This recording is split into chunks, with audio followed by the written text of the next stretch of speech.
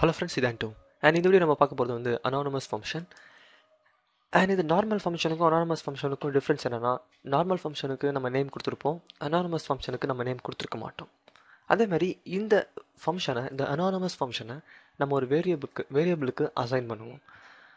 Okay, இது இப்போ எப்படின்றத பார்க்கலாம். ஜஸ்ட் ஒரு எக்ஸாம்பிள் எடுத்துக்கலாம்.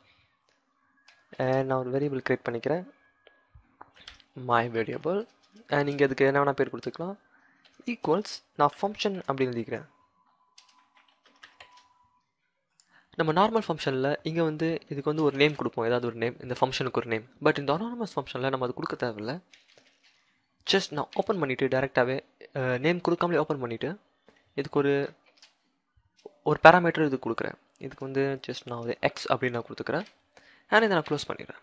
ஸோ இப்போ இந்த ஃபங்க்ஷனுக்கு ஒரு பேராமீட்டர் இருக்குது. அண்ட் நம்ம நார்மலாக ஓப்பன் க்ளோஸ் ப்ராக்கெட், நம்ம ஃபங்க்ஷன் இங்கே ஸ்டார்ட் ஆகி இங்கே எண்ட் ஆகுது அப்படின்றத நம்ம தெரிவிக்கிறோம். இங்கே வந்து ஜஸ்ட் எக்கோ, என்னுடைய அந்த எக்ஸ் வேரியபிளை ஜஸ்ட் நான் எக்கோ பண்ணிக்கிறேன்.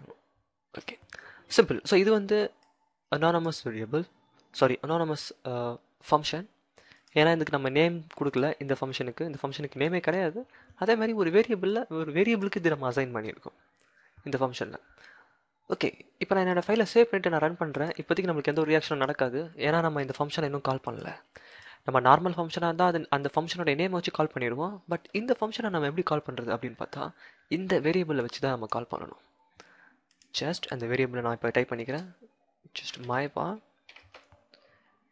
இந்த வேரியபிளுக்கு நம்ம இப்போ பேராமீட்டரை பாஸ் பண்ணலாம். Just open close semicolon end of the line. And இங்கே வந்துட்டு டபுள் கோட்ஸ்குள்ளே ஹலோ வேர்ல்ட். ஓகே, இப்போ சேவ் பண்ணிவிட்டு என்னுடைய வெப் ப்ரௌசரை நான் ரீஃப்ரெஷ் பண்ணுறேன். நமக்கு இதெல்லாம் இருக்குது அன்எக்ஸ்பெக்டட். ஓகே, எஸ், முக்கியமானது. ஏன்னா இப்போ இங்கே இதில் வந்து இந்த ஃபங்க்ஷனை வந்து நம்ம வேரியபிளுக்கு அசைன் பண்ணுறோம்.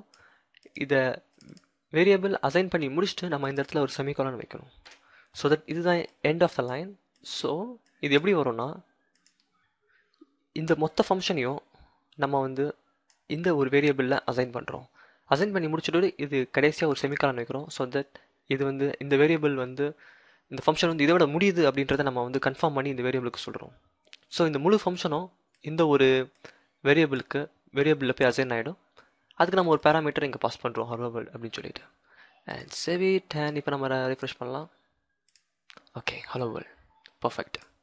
ஸோ இது வந்து அனானமஸ் ஃபங்க்ஷன். அண்ட் இந்த ஃபங்க்ஷனுக்கு முக்கியமாக இதுக்கு பேர் கிடையாது. அதேமாதிரி இதை வந்து ஒரு வேரியபிளில் அசைன் பண்ணுவாங்க. இது கண்டிப்பாக நம்ம தெரிஞ்சுக்க வேண்டிய ஒரு விஷயம். நம்ம ப்ரோக்ராம் பண்ணும்போது இது கொஞ்சம் இம்பார்ட்டண்டான விஷயம் தான்.